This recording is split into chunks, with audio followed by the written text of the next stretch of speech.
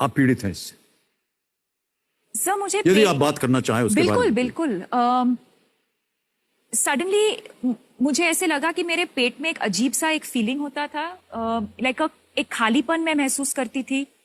मुझे ऐसे लगता था कि मुझे काम पे नहीं जाना है, मैं किसी को मिलना नहीं चाहती थी, मैं बाहर नहीं जाना चाहती थी, मैं कुछ नहीं करना चाहती थी।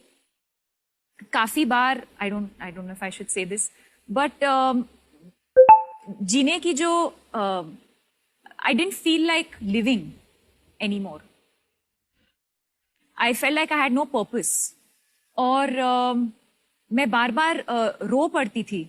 तो जैसे मैं सीन करती हूँ, मैं हैप्पी न्यू ईयर के लिए मैं शूट कर रही थी, और जैसे ही शॉट खत्म होता था मैं वैन में जाके मैं रोती थी।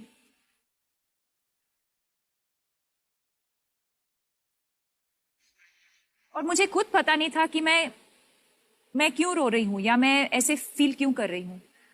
और मेरे माँ बाप बैंगलोर में रहते हैं, और वो मुंबई आए थे, और एक दिन वो एयरपोर्ट के लिए निकल रहे थे, और अचानक फिर से मैं रोने लगी। और तब मेरे मम्मी ने नोटिस किया कि मेरे रोने का जो अंदाज था वो कुछ अलग था इस बार। It was not the usual crying कि कुछ ब्रेकअप हुआ है या किसी के साथ लड़ाई हुआ है या किसी ने कुछ कहा। जिस तरह से मैं रो रही थी वो बहुत ही अलग था। It was like a cry for help.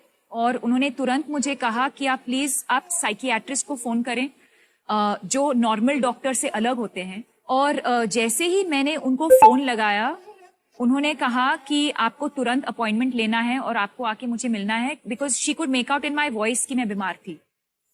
After that बहुत महीनों के बाद मैं ठीक हुई। बट मेंटल हेल्थ एक ऐसी चीज है जो आप एक बार वो हो गया तो you can't forget about it. It's something that you have to keep. जैसे किसी को अगर डायबिटीज हो या जब कैंसर होता है, it's something that you have to keep taking care of. You have to make lifestyle changes. तो वो सब मैंने अभी इंट्रोड्यूस किया है मेरी लाइफ में। हम सब प्रार्थना करते हैं कि आप स्वस्थ रहें और कभी भी ऐसी स्थिति में आप ना जाएं। Thank you.